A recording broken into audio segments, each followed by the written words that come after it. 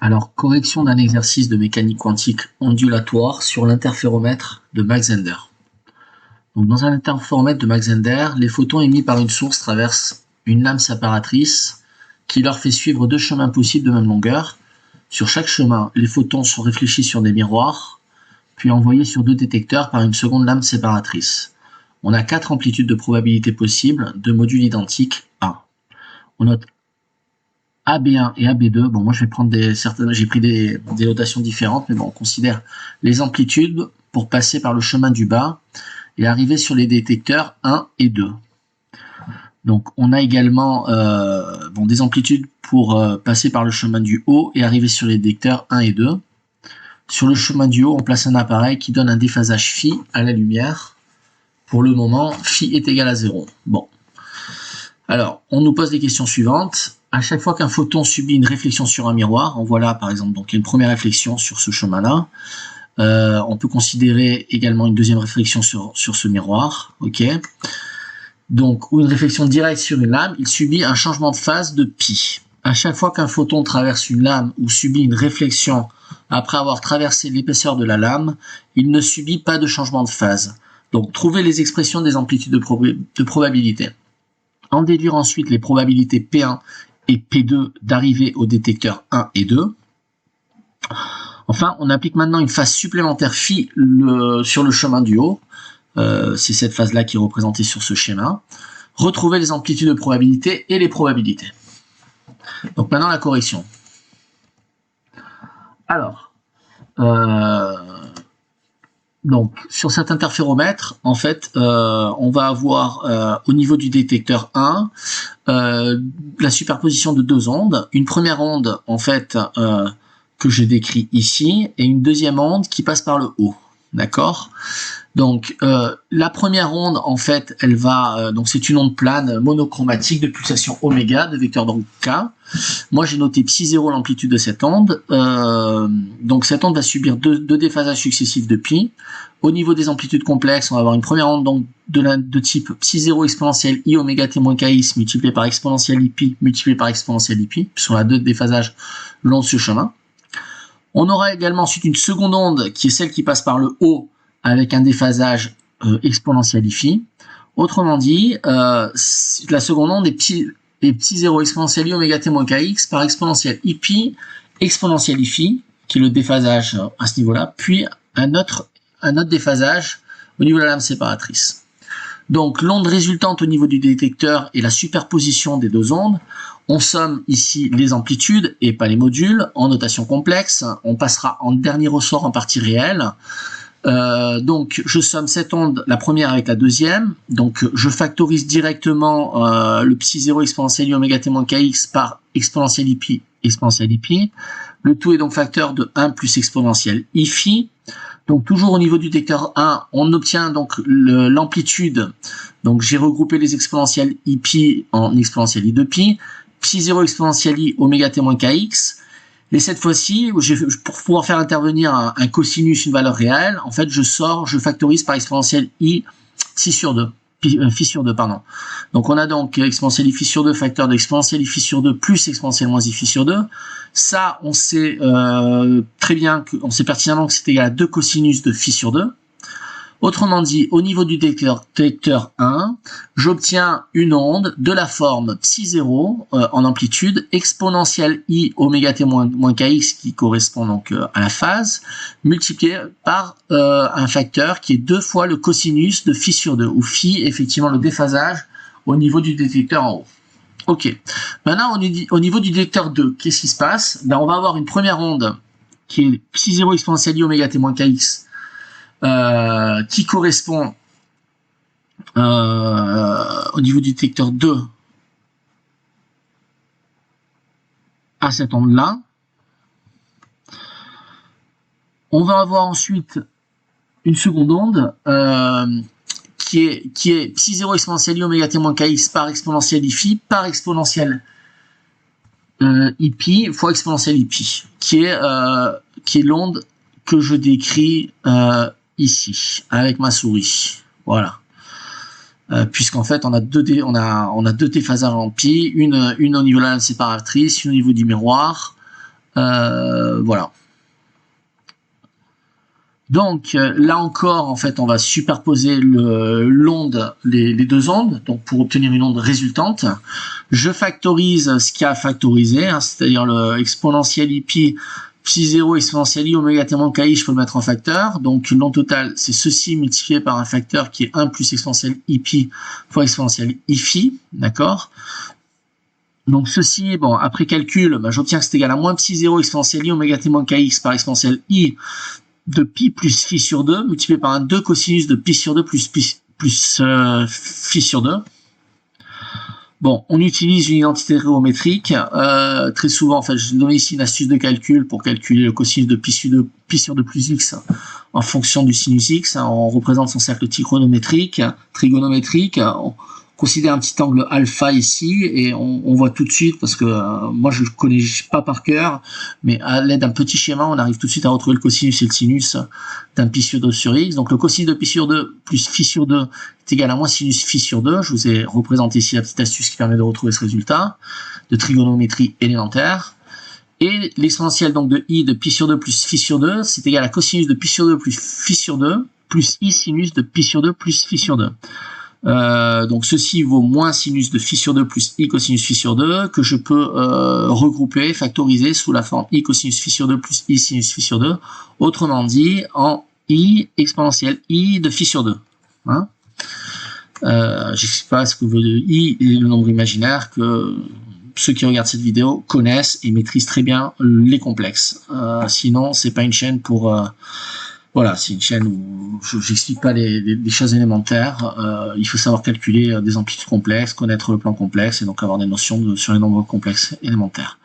Donc d'où une onde totale au niveau du vecteur 2 qui est moins psi 0 exponentiel i oméga t moins kx fois i exponentiel i phi sur 2 multiplié par 2 cosinus de pi sur 2 plus phi sur 2.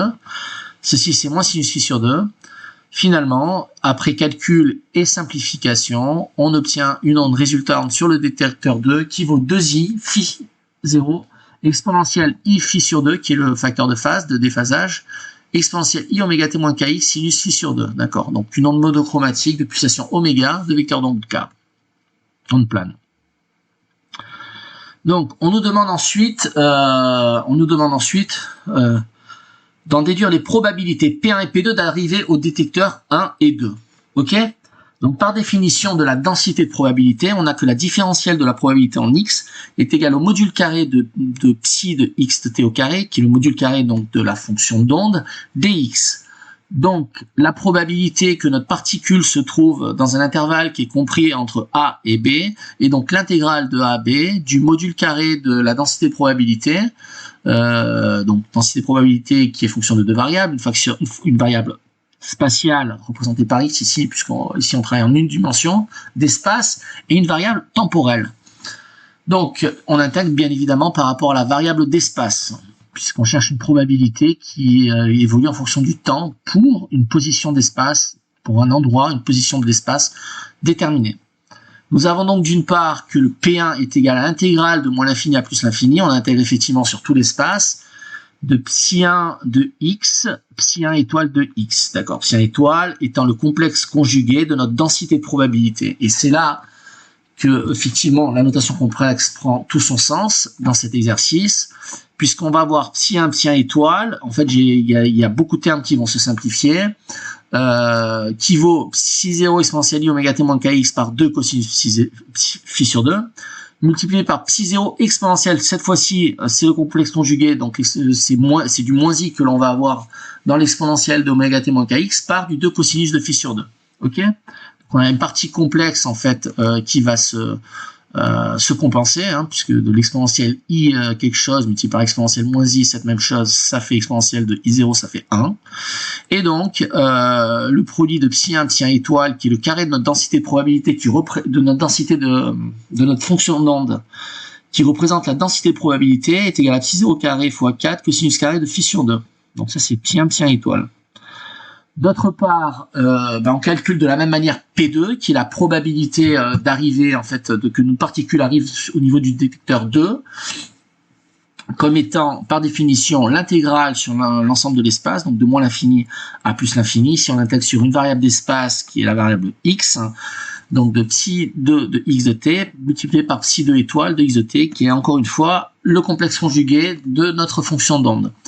Donc psi 2 étoile, on le calcule, c'est donc psi 2, c'est 2i psi 0 exponentielle i phi sur 2 exponentielle i oméga t moins kx, multiplié par sinus de phi sur 2. Le complexe conjugué de ce terme, donc i, ça donne du moins i. L'exponentielle i, on transfère en exponentielle moins i, et on s'aperçoit que tous ces termes en fait vont se compenser. Et bien évidemment, sinus phi sur 2 est un réel, donc ça reste un réel, le complexe conjugué d'un réel étant un réel, puisque la partie imaginaire d'un réel vaut 0. Voilà.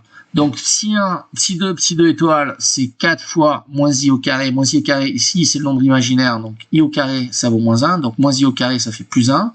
Psi 0 au carré, sinus carré de phi sur 2. Et donc cette densité de probabilité de la particule d'arriver au niveau du détecteur 2, vaut 4 fois psi 0 carré fois sinus carré de phi sur 2. On doit avoir, par définition même, la somme des probabilités qui vaut 1, puisque la particule, soit elle arrive au niveau du détecteur 2, soit elle arrive au niveau du détecteur 1. Elle n'est pas perdue dans l'espace, elle va arriver au niveau de l'un des deux détecteurs, c'est sûr.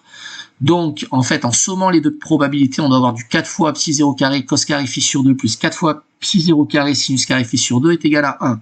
Donc, psi 0 est l'amplitude initiale de ma fonction d'onde. Autrement dit, on factorise, on met 4 phi 0 en facteur, on a du cos carré de phi sur 2 plus sinus carré phi sur 2 qui vaut 1. Autrement dit, on doit avoir, pour avoir donc effectivement quelque chose qui a du sens au niveau physique, psi 0 carré doit être égal à 1 quart. Autrement dit, psi 0 est égal à 1 demi. Et dans la notation, donc, il faut donc obligatoirement que P1 s'exprime sous la forme cos carré de phi sur 2. Et à ce moment-là, on aura P2 qui s'exprime sous la forme de sinus carré de phi sur 2. Quelque chose qui est quand même intéressant à noter, c'est que ces probabilités-là qu'on a calculées dépendent seulement et uniquement de la phase en fait qui a été rajoutée au niveau du chemin du haut. Voilà. Donc, on nous pose ensuite la dernière question qui est qu'on applique maintenant une phase supplémentaire phi sur le chemin du haut, retrouver les amplitudes de probabilité et les probabilités. Donc en fait, si on rajoute une phase supplémentaire au niveau du haut, en fait c'est tout simple, ça veut dire que phi, ça devient 2 phi. Voilà. Donc ça revient à opérer la transformation, phi se transforme en 2 phi. On obtient alors pour les amplitudes de probabilité au niveau du détecteur, avec toujours psi 0 qui est égal à 1 demi, l'amplitude de notre fonction d'onde, qu'au niveau du détecteur D1, on aura du psi 0 exponentielle i oméga t moins kx par 2 fois le cosinus de phi, c'est-à-dire 1 demi fois 2 fois le cosinus de phi exponentielle i oméga t moins kx, soit du cosinus phi fois exponentielle i oméga t moins kx, et au niveau du détecteur 2, toujours avec psi 0 égale 1 demi, du 2i fois psi 0 exponentielle i oméga t moins kx, sinus phi sur 2 exponentielle i phi sur 2. Donc on arrange un petit peu les calculs et on obtient donc au niveau du détecteur 2 une onde du type i sinus phi exponentielle i phi fois de l'exponentielle i oméga t moins kx. Les probabilités s'expriment alors comme suit. Cette fois-ci, on a une probabilité P1 qui est la probabilité d'arriver au niveau du détecteur 1 qui va se calculer comme du cos carré de phi et au niveau du P2 comme du sinus carré de phi. D'accord ? Donc on a bien des densités des probabilités qui sont inférieures à 1 et on a bien que la somme des probabilités cos carré de phi plus sinus carré de phi qui est égale à 1. On vérifie donc bien que P1 plus P2 est égal à 1. Voilà, exercice résolu.